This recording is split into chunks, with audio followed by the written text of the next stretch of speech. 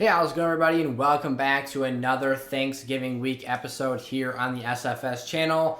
Today, we're going to talk about some running back trade targets for Week 12 that you'll be thankful you went out and pursued here this week. I think these players have exceptional lineup value for us down the stretch of this season and can be very valuable assets to us trying to attain those fantasy championship aspirations. So, 5 names today, 5 running backs. I think, again, will be key and critical difference makers for a lot of teams out there. So go down and give today's video a like before we get started. And let's hit the intro and get right in to our first must-buy running back for this week.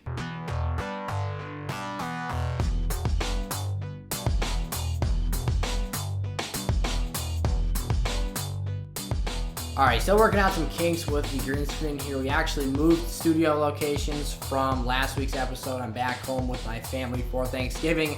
So we took the mobile studio on the road here, but I've got some issues going on with shadowing and whatnot. Not a huge deal, but something I'll hopefully have fixed by the end of the week.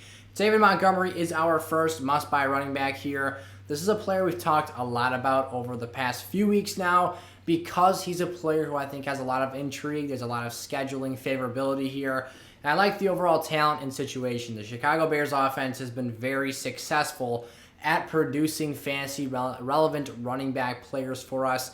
And again, that schedule favorability is something I think works greatly in our favor. He took a step back this past week against the Baltimore Ravens, who, to their credit, they've been hit and miss all season, but they did perform very well against Chicago this past week. On 15 touches, they held Montgomery to just 5.5 fantasy points.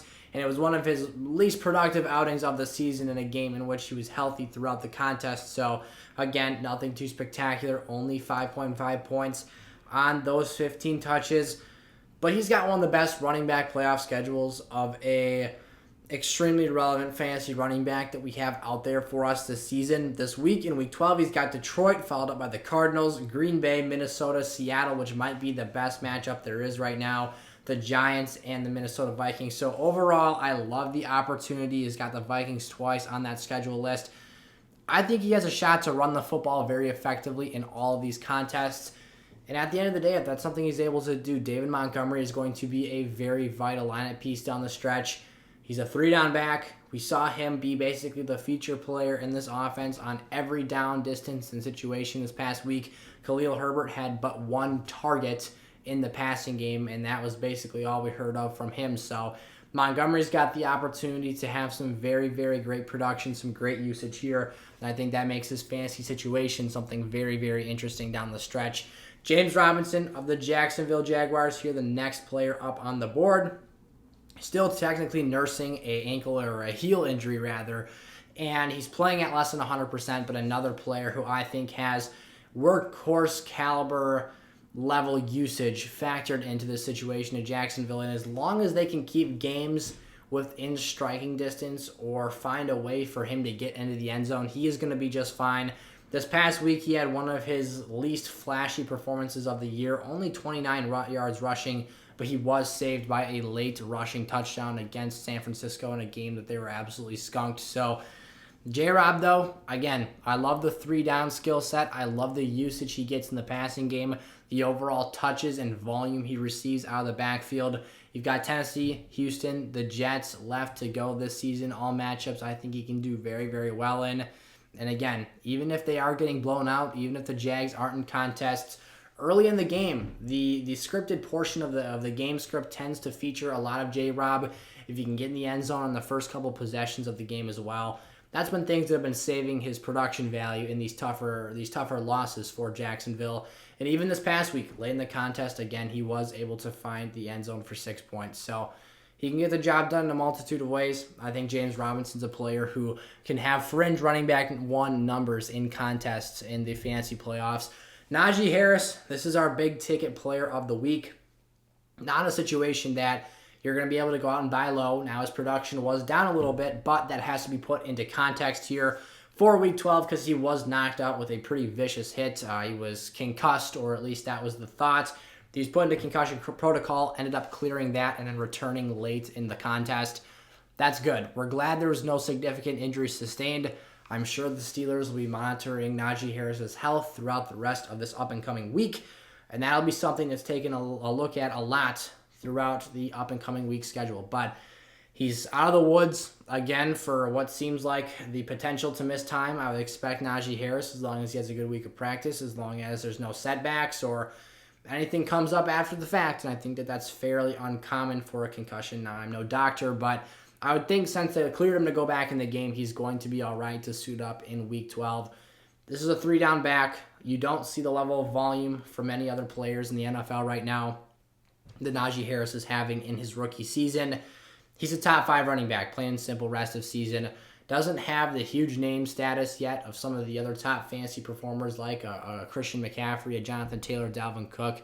That doesn't mean you're going to be able to buy him for cheap, but test the market, see what you can offer, and potentially go out and use to get him on your teams.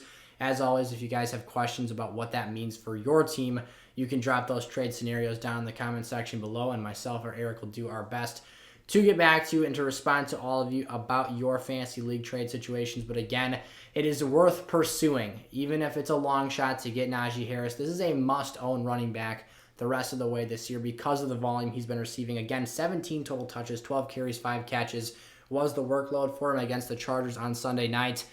That's a quiet evening. That's a light load for Najee. Now, again, a lot of that comes from the fact that he missed critical game time due to being in concussion protocol. If he's not in concussion protocol, he's probably touching the ball 3, 4, 5 more times in that contest. So Najee Harris, absolutely love what this kid can do. I think he should have a strong finish to the year. And again, I'm expecting top 5 weekly numbers from him. Miles Sanders of the Philadelphia Eagles. This is something I love to say, as we have been big Miles Sanders fans here, of the talent at least, on the SFS channel. Now this season, we have completely dogged him in terms of his overall utility to fantasy lineups because the Eagles could not seem to get it through their thick skulls that they had to run the football more and had to have one of their most talented skill players with the football in his hands more. But in his first game back against arguably one of the toughest rushing defensive units in the National Football League, a season-high 16 total touches, total carries actually, he didn't have any receptions, were sent Miles Sanders' way. He did have one target, wasn't able to haul that pass in. But Miles Sanders, 94 yards on the ground against a Saints defense that is very, very good at stopping opposing running backs. Now, Jalen Hurts really opened up the offense with his ability to scramble and do damage with his own legs at the quarterback position. Miles did lose the fumble again, but that's a small blemish on overall what was a very strong, very encouraging performance. Miles has explosive capabilities. This is a lower-end buy. You're not going to have to pay a steep price to acquire Miles Sanders' utility for your fantasy rosters.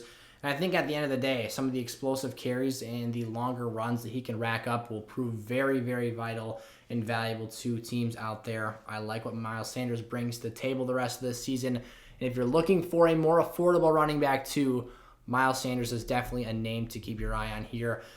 And then finally, Elijah Mitchell of the San Francisco 49ers was ruled out in Week 11, did not play due to finger and rib injuries, so kind of the combination of the two. Obviously, he broke the finger the week prior. And throughout the week, it sounded like Mitchell was going to be playing for us, but then he was downgraded to doubtful and eventually out for the 49ers game against the... Who were we playing last week for the San Francisco 49ers? I'm drawing a blank. Jacksonville. The Niners drew the Jags. Jeff Wilson didn't do all that much replacing Elijah Mitchell. But this is Elijah Mitchell's backfield, and it's his offense to grasp a hold of and have the workhorse numbers in now. He's not a super dynamic player, isn't going to come out here and catch a ton of passes on a week-to-week basis, but what he is a steady rushing threat on the ground. And I really like, for the most part, the schedule at Seattle. Again, we talked about that a few minutes ago. I think that's one of the best matchups for an opposing fantasy running back. Cincinnati, Atlanta, Tennessee, Houston, and the Rams, who in Week 10, he had 91 yards rushing on 27 carries against. So the Niners know they want to run the football and play physically when they play that football team. This is a situation, again, you can get steady, high-floor running back 2 numbers at an affordable price with the running back situation the way it is right now with how many or how few of names are out there to give us quality production and quality numbers week over week.